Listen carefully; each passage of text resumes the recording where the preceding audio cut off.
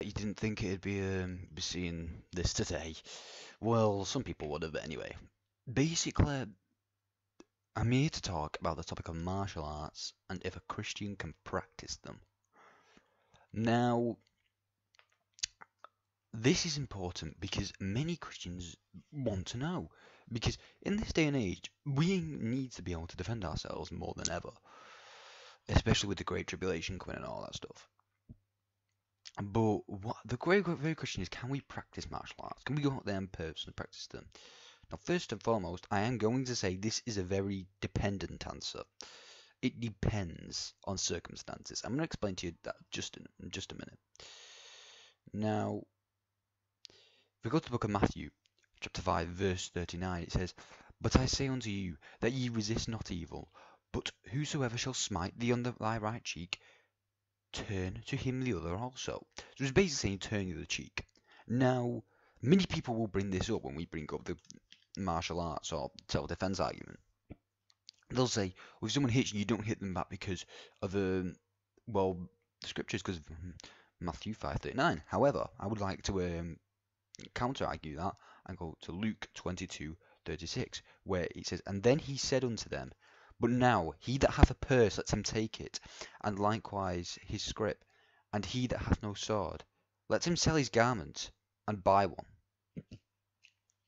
Now, as you can see here, Jesus is clearly telling the disciples to go and sell the belongings and buy a sword. Because basically what happens after this, they're going into a situation where they could have actually been life-threatening situations. And we all know that the book of Exodus says that if someone breaks into your home, I think it is, that you can use lethal force to protect yourself. And I believe that I may have covered that in the video. Whether the video is still up or not, I don't really know, but I have covered that before.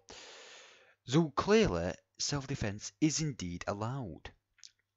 But what does Matthew 5:39 mean? Well, first of all, my interpretation is that Matthew 5:39 is basically saying the different circumstances. So, guys, say if someone comes up to you and punches you or slaps you or something at once, and then they just leave after that.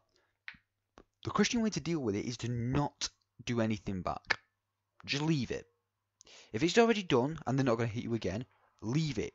Doesn't matter how many times they've hit you. If they've stopped and they're not going to do it again, leave it. Because then it becomes a case of doing it because you want to hurt someone. And we all know that the scriptures say brawling is not good. And we're not allowed to just hit people for no reason.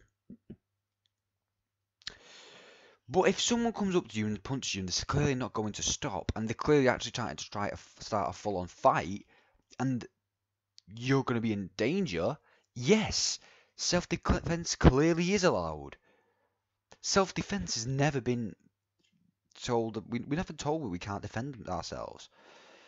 It's just that people try to twist scriptures to make Christianity to be some hippie religion, when that is not what it is. But many people clearly trying to make us out to be some kind of hippies. And that is not the case, because we are indeed allowed to defend ourselves, otherwise the law would not have told them to buy swords.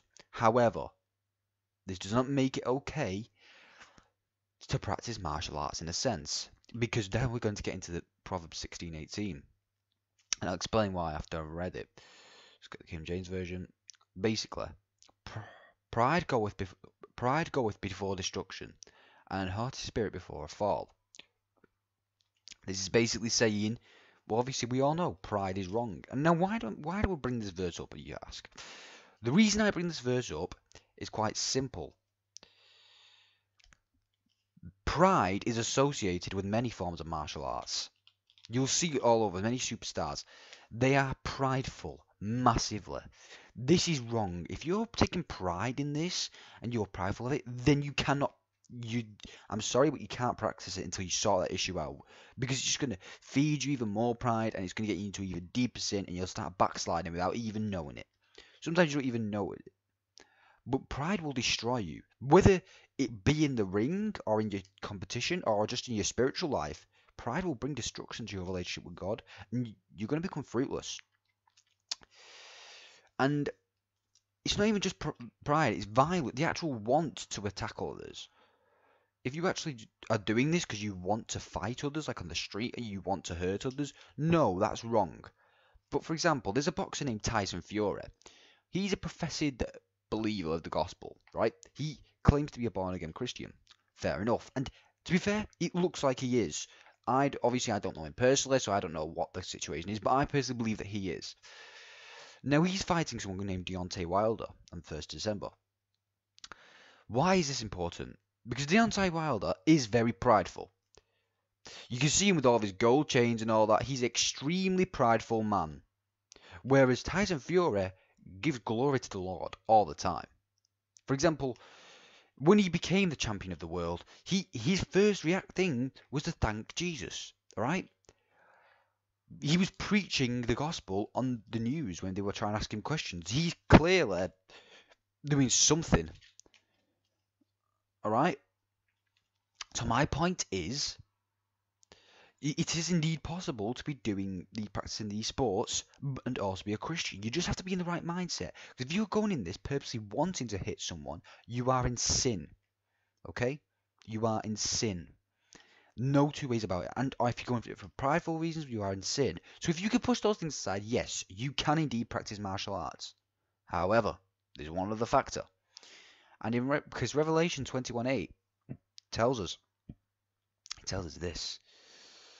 But the fearful, and unbelieving, and the abominable, and murderers, and whoremongers, and sorcerers, and idolaters, and all liars shall have their part in the lake which burns with fire and brimstone, which is the second death. First of all, well, let's just quickly cover the idolaters, because sometimes you might make an idol of your crew trainer, or you might make an idol of a certain boxing star. Would that be Tyson Fury, Deontay Wilder, Anthony Joshua, Conor McGregor in the MMA, Khabib? These people may become one of your idols while you're practicing this, and that's a dangerous thing. For example, or Floyd Mayweather even. You could really make an idol of one of these people when you're practicing this sport, and that is dangerous. Or your crew trainer, or your friends. You do not want to do that, okay? But second of all, most important one is sorcery. Now, you all know the connections between yoga and satanic sorcery, I'm hoping by now. But if you don't, well, it's to do with the certain energies it deals with. But that is a completely different. You can search other videos on that. This is not about yoga. But I'm speaking of other martial arts. One of them in particular being Tai Chi. Now, it's not just Tai Chi, it's others. Now, Tai Chi focuses on the Chi. It's like a physical energy, and they believe it to be some kind of force. This is dangerous, and they use Tai Chi, and they also, when they practice it, but they believe that they can use this Chi to heal themselves. That is sorcery. I'm sorry, but that is sorcery, and it's not the only martial art which does that. Some of the others do it. I'm not sure. The first one which came to mind when I was thinking it was Tai Chi. The one which is really looked to as Tai Chi, but there will be others. Now, Tai Chi is indeed for health purposes, but there are indeed going to be like ones just like Tai Chi, which use these sorcery methods to hurt people and control anger and channel anger. And this is dangerous because this is sorcery itself. Don't be a partaker of sorcery, because the scriptures say, Revelation 21:8, the sorcerers will indeed have their part in the lake which burneth with fire and brimstone, which means that sorcery is sin. And we all know this is nothing new, but you don't want to be taking part of this stuff, because the scriptures even say that sorcery is a huge issue. But many people don't see this. They don't even know that it's sorcery. They just think it's a cool old martial art. But no, you're wrong. This is